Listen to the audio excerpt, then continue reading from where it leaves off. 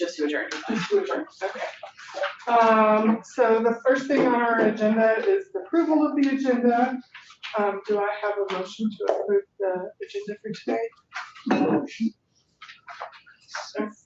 Can I add one thing?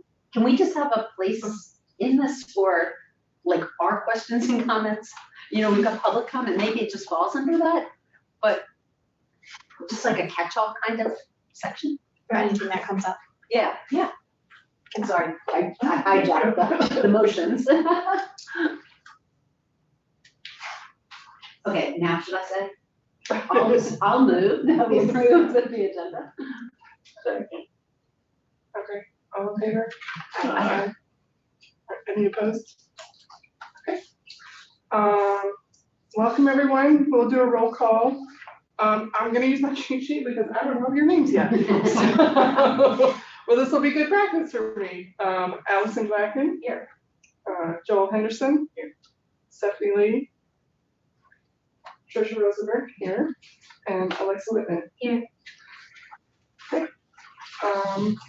And then next on the agenda is the approval of the June 2023 meeting minutes.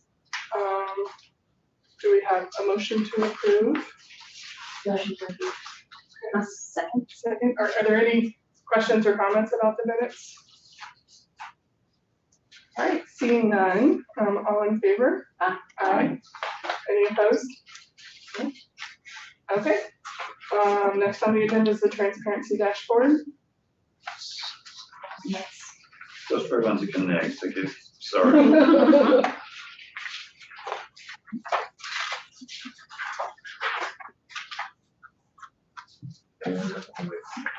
While he's doing that, I just wanted to Yeah, stall.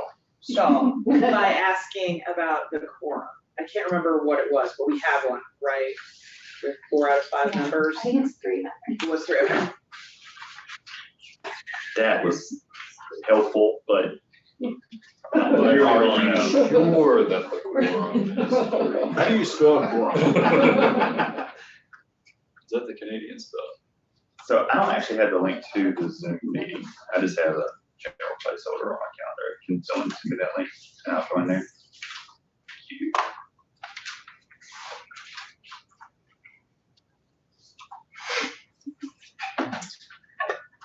Can I invite you to the meeting?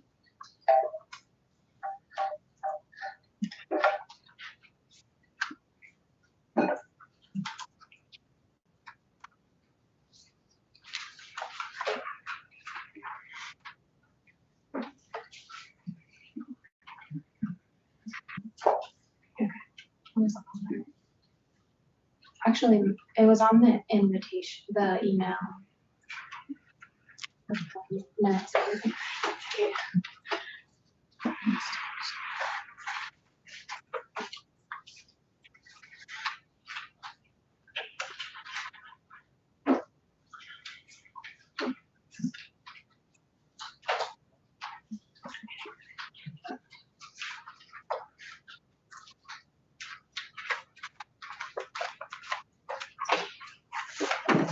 Oh, so I went down.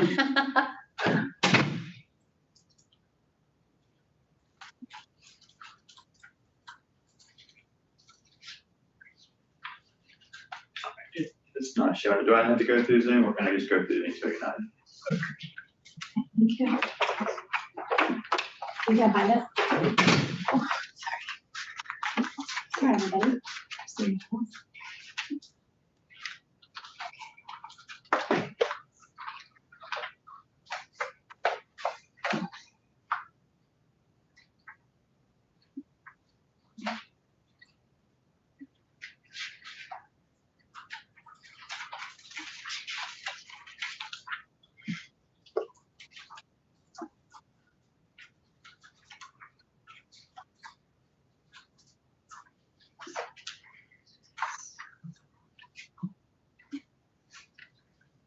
I just forwarded you the. Thank you.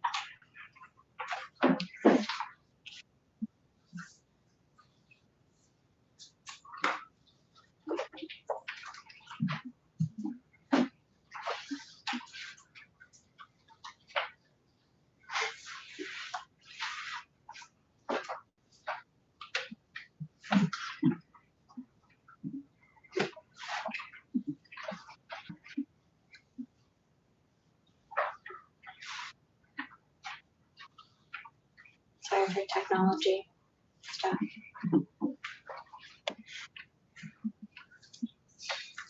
As long as it's not the user. Any initial feedback? Did anyone get a chance to look at the transparency dashboard link that we sent out? I had a quick question, kind of an overall, because my computer crashed, so I was trying to look at it on my phone, and then that led to the question of, will it be mobile device friendly? You can look at it on a mobile device. Depends on what mobile device you're using in terms of how mobile friendly it will be. Yeah. And that's something we don't have too terribly much control over. But yes, and if we want a specific mobile version, that is also possible. But you'd have to determine what elements to call out, essentially. That's what it comes down to. So basically, you see the same thing on mobile that you see on a computer. You do, it's not- just smaller, and you Right. have to Yeah, zoom in. yeah. Which is where I kind of went, I'll see it in the presentation. Fair enough. I'm gonna be Is there more information coming about like each individual project? yes. But I'm not the one who's supposed to recruit to answer those questions. I think that's a conversation we can have about like which information you all would like to see on there, because just wanting to be like user friendly, not overcrowd the space too much, but if there's important things that we want to have on there, then I mean, I think the big one that I noticed with affordable housing is how many units, like how many units overall for the project and how many of them are affordable. yes. So when we met last time, we talked about at a very high level what the elements we want to see in a dashboard. From a, so I'm sharing my screen. I mean, it showed on the Zoom screen. Okay, is that, I need to do both. Can y'all, you don't have to, but if they You want to jump on tonight and share? Appreciate that. sorry, yeah, you have to share with both. Try doing it blindfolded, man. You see, I should have just been here 15 minutes early, but I was in another meeting. No, you never do that.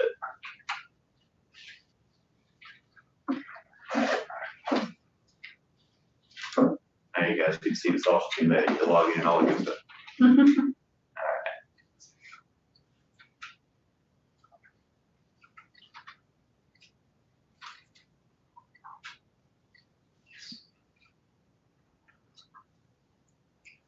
All right, my screen is showing all. If you just need the intel. Yep. Yeah. All right, I think we're finally there. Sorry. So we talked about a lot of the elements that we want in an interactive dashboard. Most of those elements are represented here in the mock-up that we have before you. However, there are certain elements by design that are not included. Those would be things that you really want to have on a web page that would surround this dashboard for purposes of search engine optimization. So when you're looking at one of these things, you're not going to be able to just effectively find it online by Googling. So what we do is we typically wrap those in a web page. And the text on the web page includes searchable terms so that when someone does go to Google, which is how most people navigate the internet, you just go and you search, they're able to find this. So a lot of that stuff around education, meeting schedules, things of that nature, that would exist on a web page that surrounds this. But aside from that, the data elements, mapping elements, things of that nature, including specific terms that are included in the dashboard, show up here within this. So we start at a very high level, which is, you know, the amount of the bonds and the amount of the bonds that has been budgeted to date. All the things popping up. And then it kind of moves forward into just a map generally of where the current projects are located. Right now, there are 3 projects that are not administrative that are mappable. And if you hover over those dots or click on those dots if you're on mobile, it gives you a little bit of information around. Don't worry about the headings so much that you see here, like first address, first blah, blah, blah. Those are things that will change in a production level version of this. That will be much more friendly then. It tells you also how much of the budget's remaining. It gives you kind of a heads up the number of projects that have been approved to move forward across both affordable housing and open space bond portfolios. However, that can also be subdivided so you can see by individual bond, what's moving forward, affordable housing, what's moving forward with open space. Is this up to date or just an example? This has not been refreshed in about a week. Okay. But the data is at least a week old, I would say, on this. The production version would update daily. So it also tells you about how much money has been expended of the approved budgeted amount for bonds. So about $15 million has been approved across both bond portfolios, and about $67,000 of that has been spent, which is representative of about 0.5, not even 1% of what has been budgeted. You can then see just a chart that allows you to see actuals and budget remaining. I will really admit that it's hard to see the actuals here because right now they're relatively small. Talking about $67,000 out of the 15 million that's been budgeted. But for those purposes, I put in a little bit of a slide. This is not something that necessarily will be in the production version, but allows you, at least for purposes of this meeting, to kind of zoom and see that, hey, there are actually actuals represented. There it is. It's just a small part of the overall total as of right now. And this is broken out by administrative costs and the individual bond portfolio. So what's been budgeted for affordable housing will be spent in affordable housing. Same thing for open space whenever those projects get into the pipeline. And then the overall administrative burden that these things have. So there's that. And then at the bottom here, you have a simple table, and it talks about each individual project by name, what kind of category it falls into. In this case, it's got 3 for affordable housing and 2 for administrative purposes. And then it has actuals, which if there is no money been spent, it's going to show up as a blank or as a 0, probably in the production version. The amount that's been budgeted, and then the amount remaining, and the percentage of that budget remaining. There are also 3 things in here that are the objective of the project, any next steps that could be added for the project, and the status of the project, which for the most part means, what part of the project is it, I don't know if we got to the granular list of terms that we're going to use in there, but is it, in progress, or if there's any gradation of that, that we might want to talk about a little more in depth, we could have that in there as well. Also, if you hover over each individual one, you don't have to hover over a specific spot, just individual lines. When there's a description there, you'll get a description of the project that shows up and talks about the project. You can also interact with this, and the visuals will change depending on how you interact with it. So for instance, if I'm just very interested specifically in Maribel, I can click that. It's going to highlight on this row, but it's also going to cause this chart to change and give you a subset. So there are no actuals for Maribel yet. Nothing's been spent, but 8.5 million, roughly, 8.468, has been budgeted, and it's showing you that that's the chunk of the budgeted dollars and in what bucket this is, which is in affordable housing. So we react to that. Similarly, if I just click right here on this spot on the map, this is Redwood Commons, it will do the same thing in both the table and the chart will react to that. And it just depends on whether or not you click the map or the table, it will react to that. What does not react to it are these overarching numbers here at the top, so that people always have a kind of a heads up view of like what the overall picture is. But we can also provide insets of that data as well. So if you wanted to say, I'll do it this way. If you wanted to just select affordable housing, you could do that. And the table is going to react to it. And you see all the affordable housing, any notes there, any budgeted dollars, things of that nature. You can do all that. All those things interact together. We use terms in this dashboard that may not be familiar to everybody who interacts with it. So we want to always provide some kind of context for that. So at the very, very bottom of this, we have a list of terms that we hope will be helpful for folks. We start by talking about what are the affordable housing open space bonds, and have some links to content that it references in there. We also talk about what are approved projects and what do the budgeted and actual values mean. And I know that's, for people who are in finance, that's going to be readily apparent. For folks who are not familiar with the accounting treatment of some of the things that we work with here in county government, that might be new terminology. So going to have an explainer for that as well. Anything else that that you may want to see in here is going to be on the surrounding web page, like I mentioned earlier. Again, education pieces, scheduling pieces, anything around that, links out to specific things. We've already gotten one additional ask, and this was from county management around this, and that is to include photos of the individual projects when you do the hover over on the map. That wasn't the initial alpha build of this. It had to be taken out because of a security issue, but I've managed in the meantime to figure out a way to add it back in through another means. So we'll be able to add that at a later date unless this group wants something different. This is, in my mind, a starting point. It's the beginning of the conversation. What does this satisfy? What issues have not been scratched? And where do we need to go from here to questions that I have before you folks today?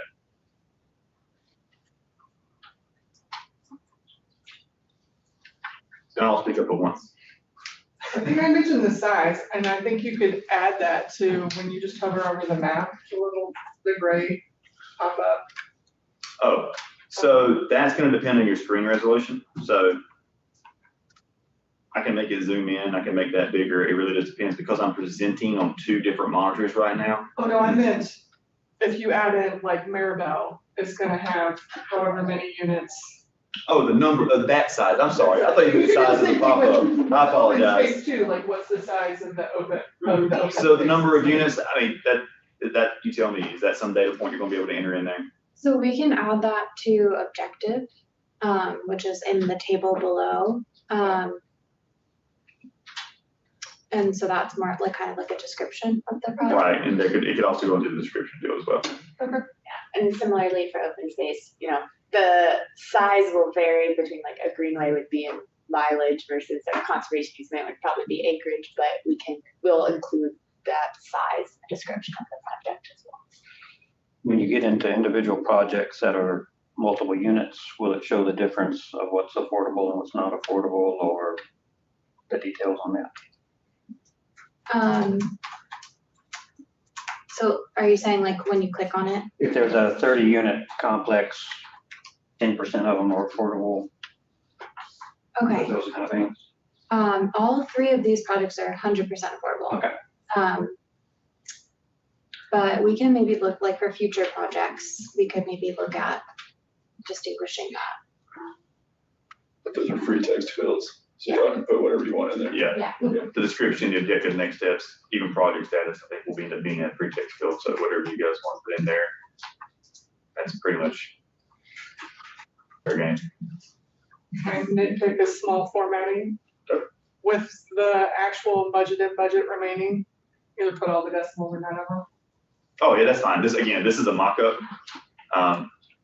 Typically what I have been prone to do in the past is for budget not put decimals because budget's large round numbers. Yeah. And for actuals, I cite on there the decimals, but if it's a preference, absolutely just round it. No problem there. Can you go back up just to the top, just scroll to the top of what you have mocked up?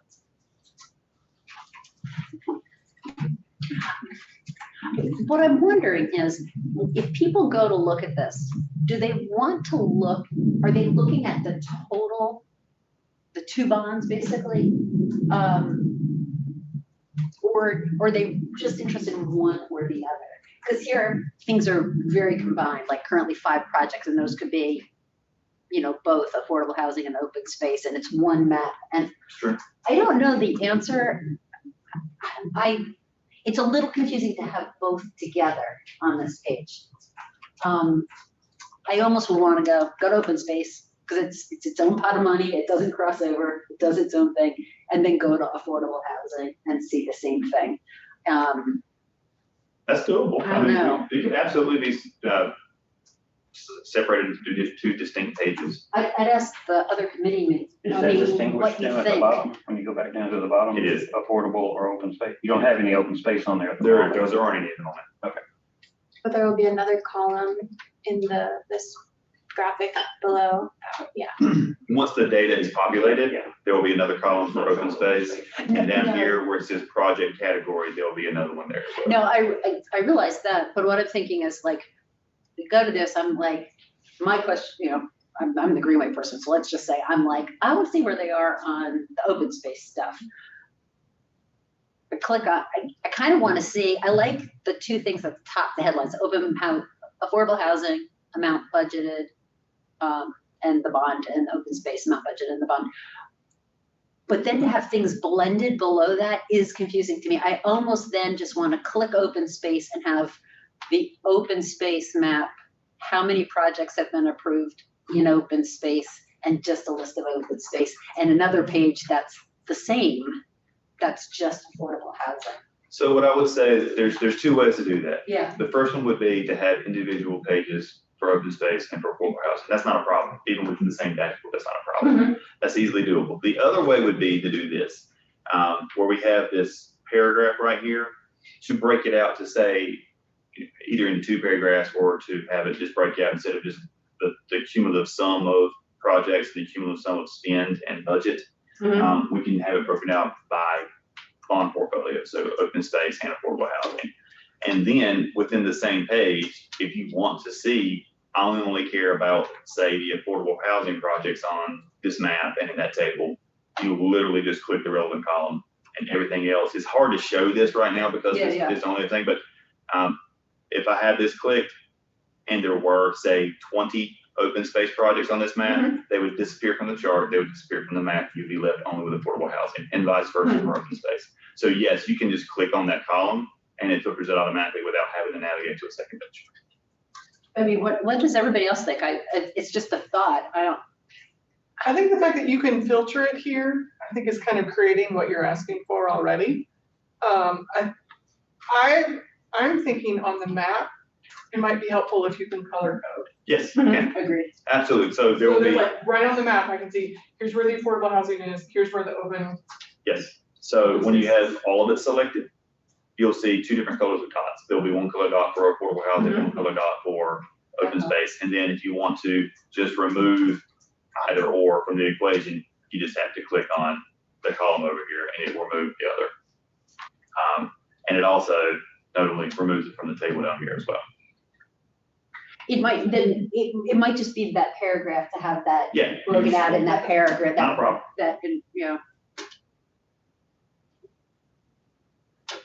Does that paragraph change when you filter out?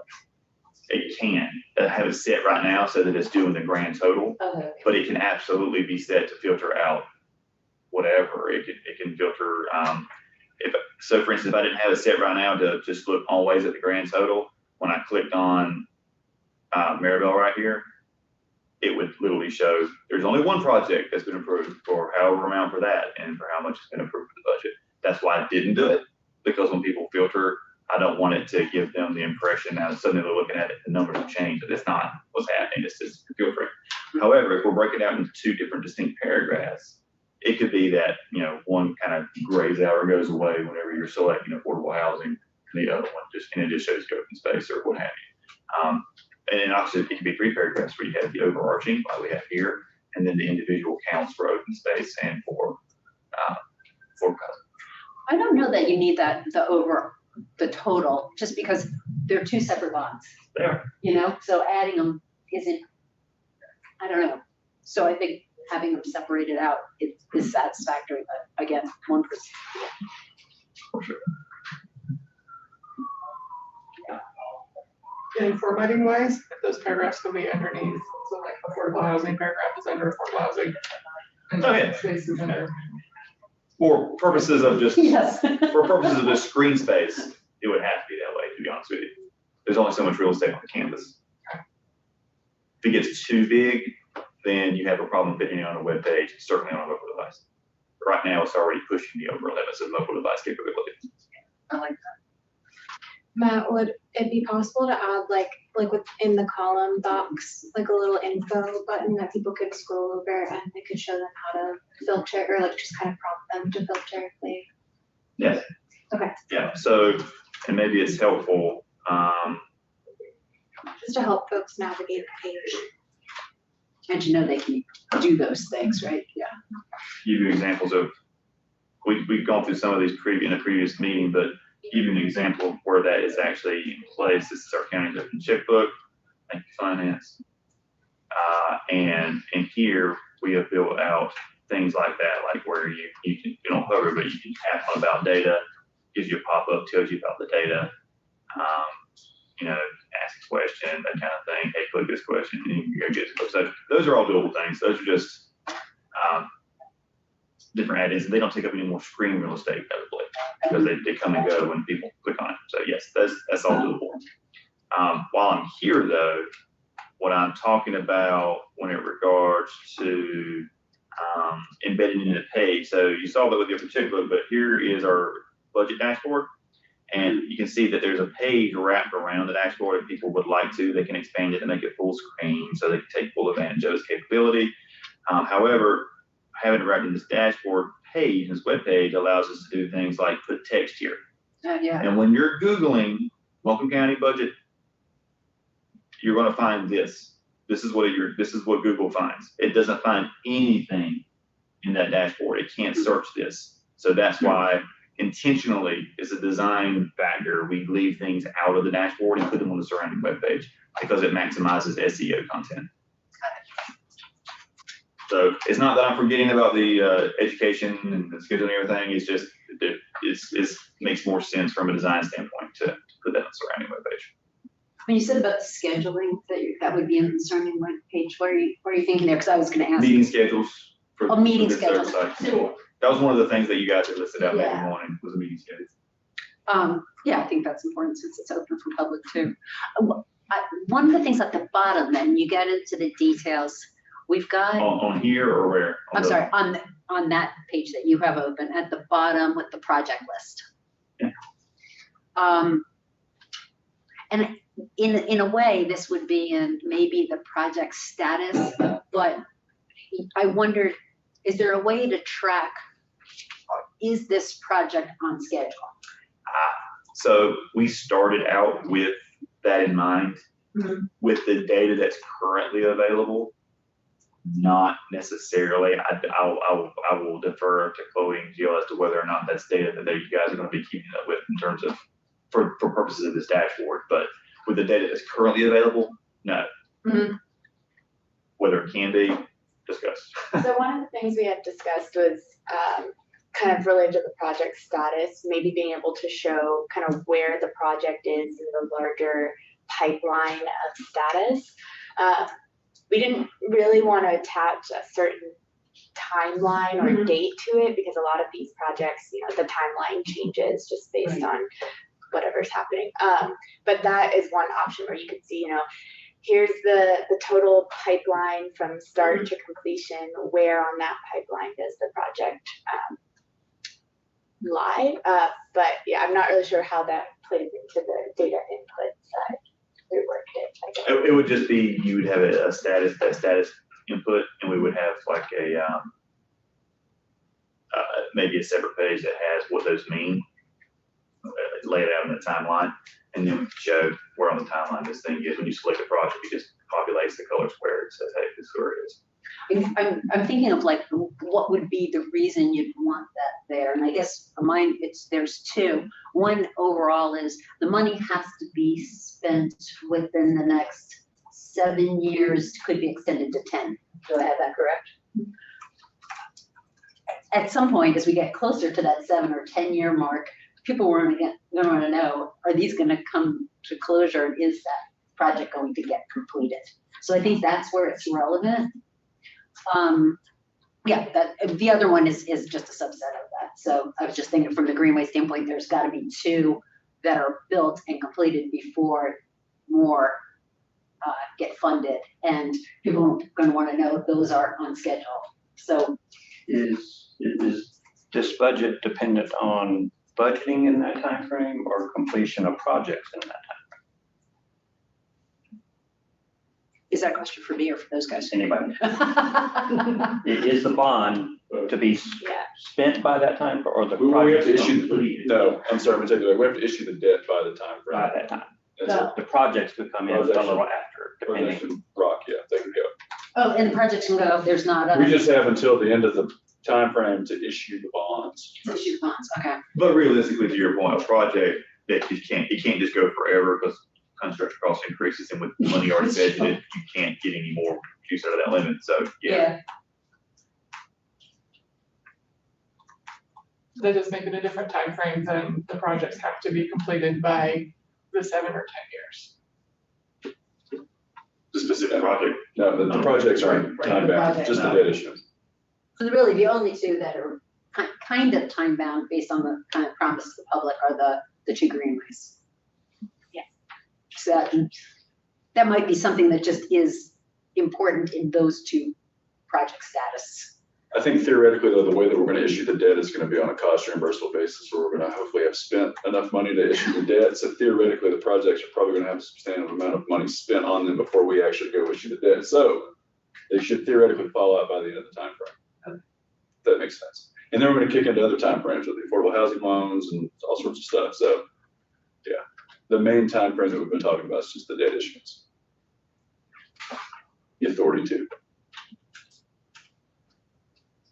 While we're looking at the website, are we able to talk about the specific projects while we're here? Or are we waiting till after we discuss the website? Do you guys have any more? Well, we'll just, Around. yeah, I think we kind of hinted around it, but these three projects, the number of units, start date, end date anticipated, is it, right, okay. It You is- wanna it is add in there. this? We just want to know. Would we be able to look that up in there? Talk about the project. He wants to talk about the. Oh, Yeah, I don't know if we need to wait on that or until we finish the website critique. yeah, we can wait. Okay. We might add an agenda, That's item, right. other comments and questions that we might have on stuff.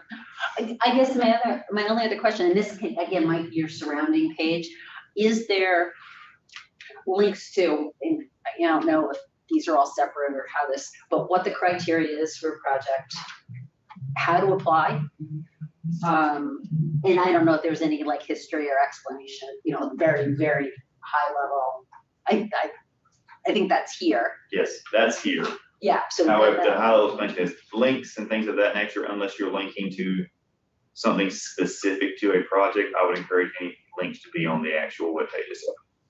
So for instance, if there was, I don't know if this would ever be the case, but if there was a link to the Redwood Commons project that was literally going to a specific webpage for that, might include it in here, but if it's outside of that, I don't know that I would include many links in the actual dashboard itself. Dashboard is meant to offer up information. It's not necessarily a vehicle for communication. Yeah. So it'll be on the That way. surrounding webpage that this is living on. Right, so it would That makes live, sense. That's it would fine. live more in this area down there. And this is small, but it can be much bigger. Yeah, But I would think that in that, and then maybe this is up to you guys, but in that surrounding text on the webpage, it would probably make more sense to direct people to, because we will have the criteria published in other places, as well as the application process. And since this is about the oversight of the Yes. bonds, it might make more sense to direct people to those other links where that information. Which we would do through a link. to the page. and I think that's all it needs to be, which I think is fine. I will say that I do have two links here in the dashboard itself. Those are there specifically because they're speaking to the text that's surrounding them. Yep. Other than that, I don't hopefully put too many links in there. But yes, there's gonna be a lot of content, I think, on the surrounding webpage. It's not of a data quality. It's more explanatory. So, or redirecting somebody to another portion of our website that's gonna have the information that they require. Yeah, that keeps us really clean too. I mean, it's really lovely and very clean, like, Thank if you go to it. Well, I'm not wedded to any of it. Like I said, you've already given me a few things to go back and work on, but including the format, the layout, there is no, I say format, but there really is no format. I haven't formatted this at all. This is just the default setting. I haven't tweaked it. It's gonna have the county's branding, color palette. It's gonna have all those things, the fonts, the things will be changed. There's nomenclature that you see on it that you feel like needs to be changed or tweaked outside of the things we've already discussed. Feel free to offer those up to either Chloe or Jill, and they'll make sure I get it. And I can continue to work on this. I'm looking to have something outside of any wholesale changes that need to be done. It should be ready to go, by end of September at the latest, Is it matter not? whichever one's not preceded or followed by curse words. Can't promise anything. No. Is this, how timely will this be? The commissioners vote, they Daily. approve a project. The report updates daily. However, even though it's refreshing and going out and grabbing data from those sources every day, if the data in those sources has not changed or been updated, then it's going to grab the same data and just refresh the same data. So to answer your question, it will be updated no more than 24 hours after say the commissioners approve something the night before. Yeah. Well, when they approve it, that's going to happen probably the next business day when things go into the Workday ERP system, and which is where we cause the data, and those changes will be made, and then they will be reflected on this dashboard the day after that. That's pretty awesome. Okay, good. 48 hours, more or less. That will be the minimum, I would say. If you're talking about a commissioner action where they're working at night, that's the floor. It's not the ceiling. Sometimes people are on vacation and data doesn't get entered, or there's other things that have to take place first. So I'm not promising that it's going to be as fresh as 40 hours, but this thing refreshes daily.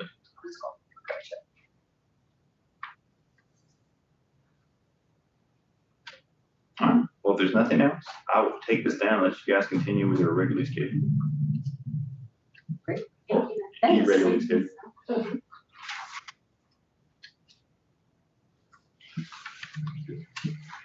Okay, next on the agenda is the conflict of interest policy. Yes. Just get on our presentation stuff, correct? Okay.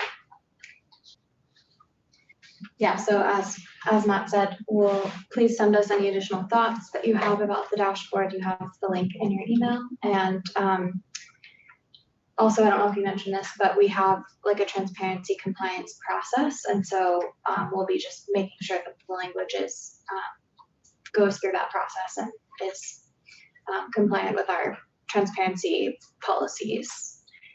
And then, yeah, a final link will be emailed in around September.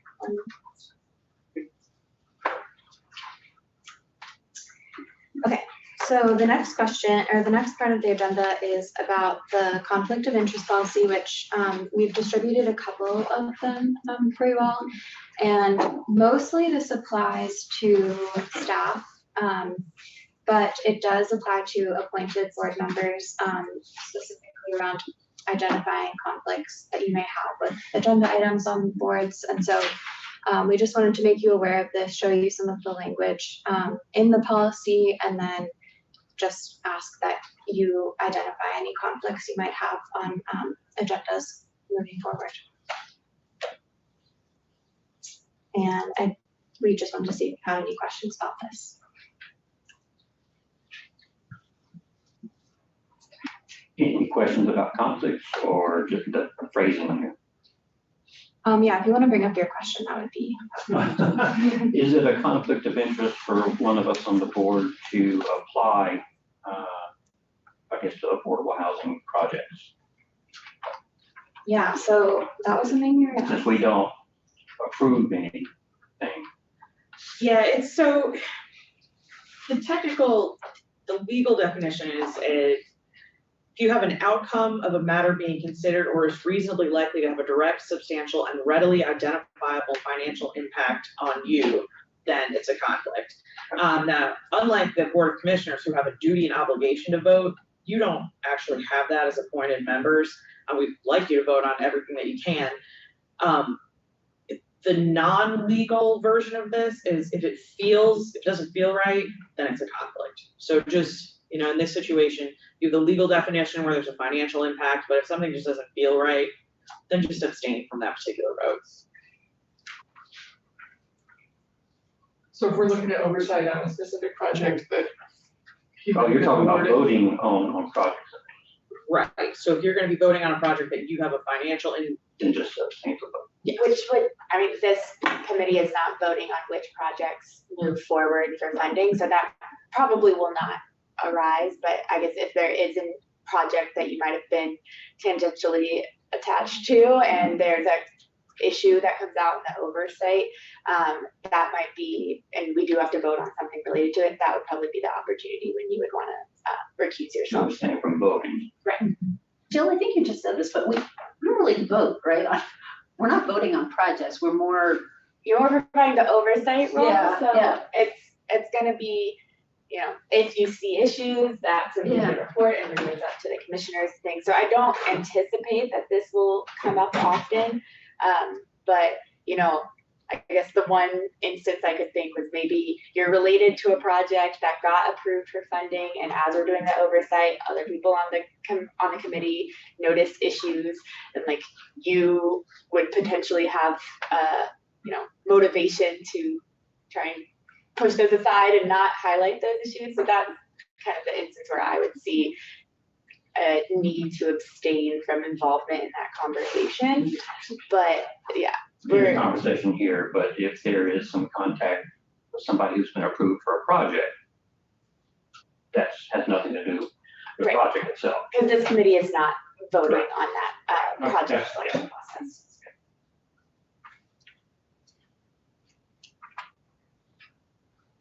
Any other? No, we're good. Flag. Any other things to flag? I was just gonna mention, we did put around copies of the policy, just a few. There's not one for each person, but we can also send out a digital copy of the policy if you guys would like to. And most of the policy refers to the like internal employee process that we have, but that does not apply to you.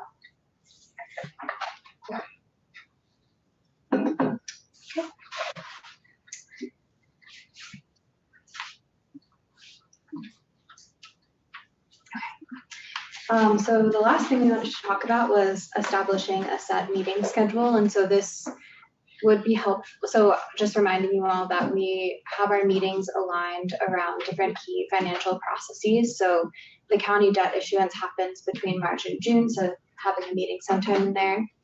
Our annual audit happens between October and December, so being able to review those documents. So having a meeting either in that range, and then we also have a mid-year audit review as well.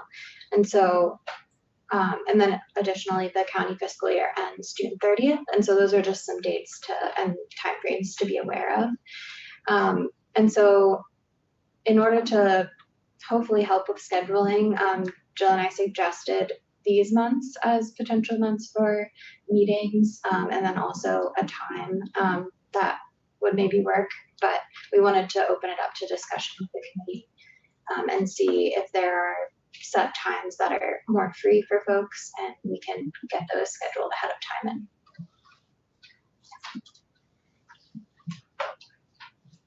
I think 2 comments.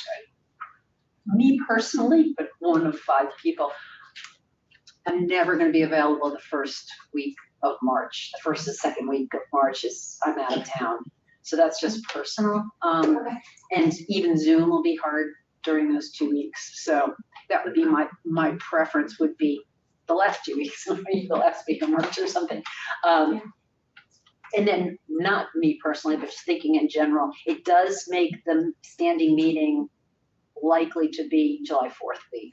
And I don't know what that means for people on vacation.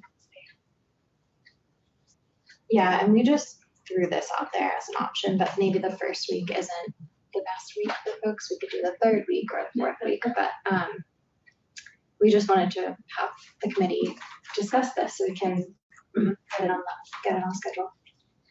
And it may be like, November, you get late in November, it begins a holiday. So maybe it's the first week in November, but maybe it's not the first week of July. Like, I'm not sure it has to be, the same, and it's only 3 meetings, but.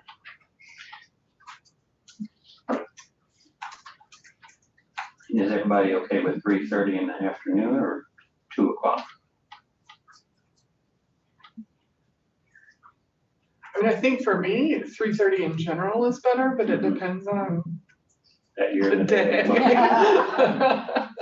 So ideally, the point of having this set meeting schedule is so that you guys can plan your calendars ahead of time.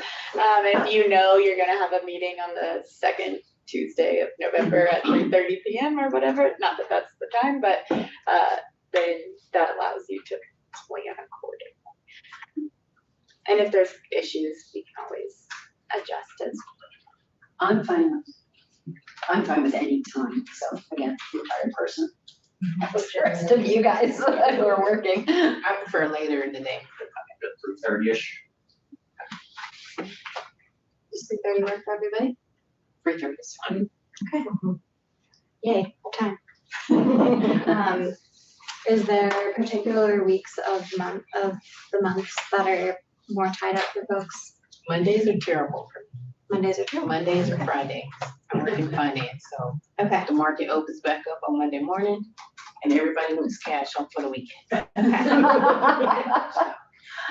Just the reality of banking life, right? Yeah, and I'm so like, the first week of the month for me is gonna be the hardest. We have a lot that we do the first week. So maybe like third week on a Tuesday. I feel like Tuesdays are great. That might be hard for staff because that is Oh, when 'cause you have- we have our commissioner meetings on the third Tuesdays in the afternoon. But So we're gonna go Wednesday and Thursday. yeah, Wednesday and Thursday. We're all here on a Wednesday. And I think last time the meeting was on a Wednesday as well. So maybe And like, he's taking us out after on Wednesday. Or, Yeah. Cinco and, Wingo and Cinco. okay, perfect. So Wednesday, 3:30, that's what we said. Yep. On the, what week? Third week. The third. Third week, is that gonna work in November, would be my only other question. Or should we say it's the third week in March and July, but in November? Or we could say the second week. Yeah, actually, and for this year, It does work. it Or works. does this work? Mhm. So we could revisit it. Yeah, each year. Kind of thing. Okay. I'm fine with that.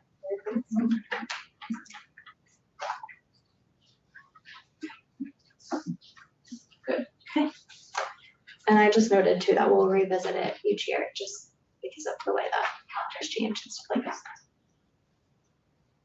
Well, great. Okay, so the next thing is if I guess we want to add, there was a request to add the section for questions from the committee. Yeah, that was my question, so I was just going, you had questions also. So Jill, I have this question for you. I know there's been issues with the Inca Heritage Trail because of the environmental paperwork that hasn't been filed. At this point, what is that looking like, again, to get that project finished so that new Greenway projects can be applied for and stay on the schedule that we think we've got? So what I do know, I don't know all of the details of the Inca Heritage Trail. They're still ironing out a lot of kind of what the next steps are. And there's a couple options of how they can move forward, including potentially rerouting the trail. They haven't made a final decision on that. But with regards to what that means for you guys, once they do have an idea of the Inca Heritage Trail and what it's going to look like, they'll then develop the kind of final budget for that, as well as for the Woodfin. I mean, Woodfin, they'll be able to develop the budget earlier, obviously. And then the budget will go to the commissioners for approval. And once it's approved by the commissioners, that's when it kind of officially becomes a bond project, because they have to, request the commissioners approve bond funds to be used for that budget. And that's when it'll kind of be brought into the dashboard that Matt was showing. That's when you'll be able to see the budget or the bond financials, I guess, for those projects. We're still anticipating that is going to happen in next year, hopefully, when we get that budget approval process happening for both projects. So it's not going to make a huge dent on the timeline for Inca. They do think that they'll be able to kind of catch up with where the two Woodfin projects are, and still be able to get that budget developed next year, in 2024 being next year. And again, tell me, hopefully this is an easy question. New applications, or even the application cycle for new projects, will be once those two greenways are Complete the sentence. Once they are completed, which it is still Construction complete. anticipated that they will be completed in 2025. Yeah. And so we anticipate that we'll be able to open the application window in 2026. Okay. Ideally, the first half of 2026, so that we can go ahead and get projects selected. And when you're talking years, you're talking calendar years? Yes, And those are the two projects that weren't listed before that had been budgeted.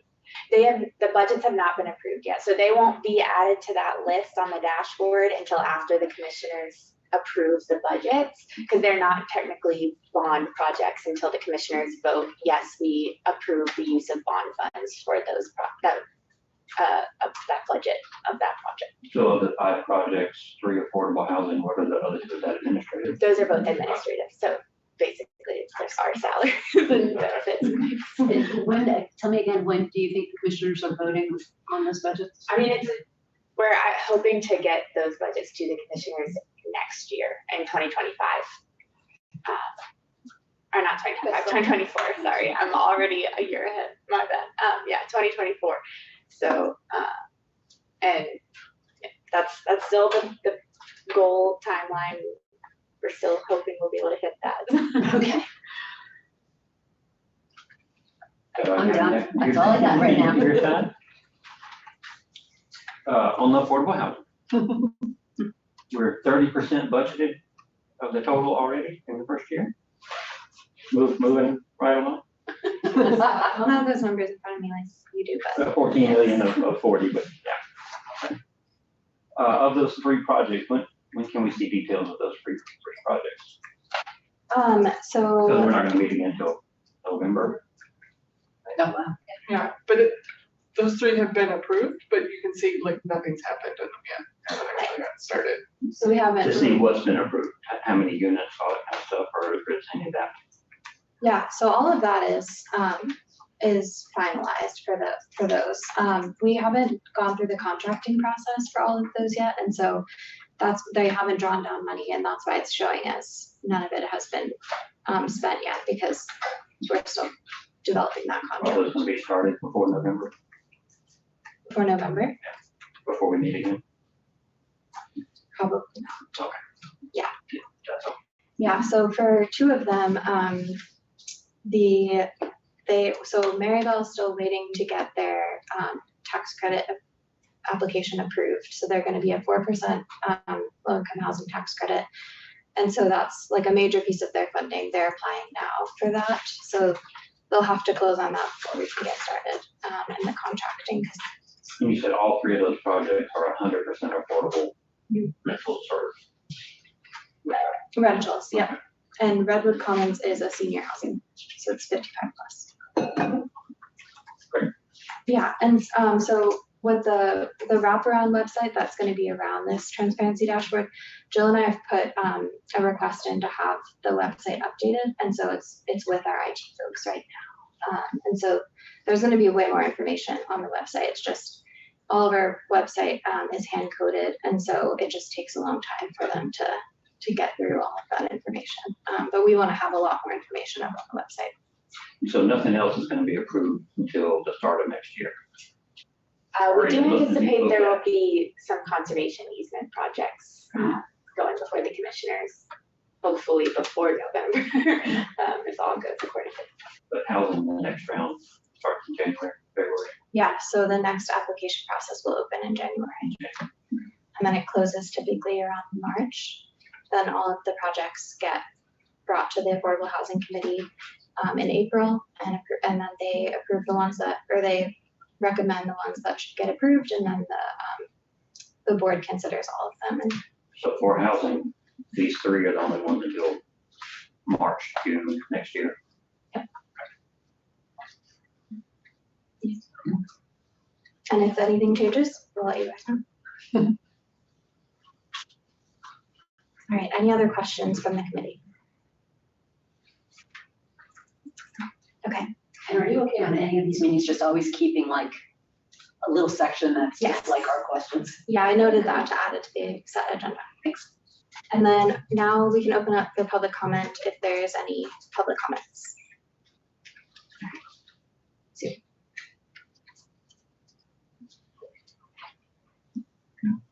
Here's no.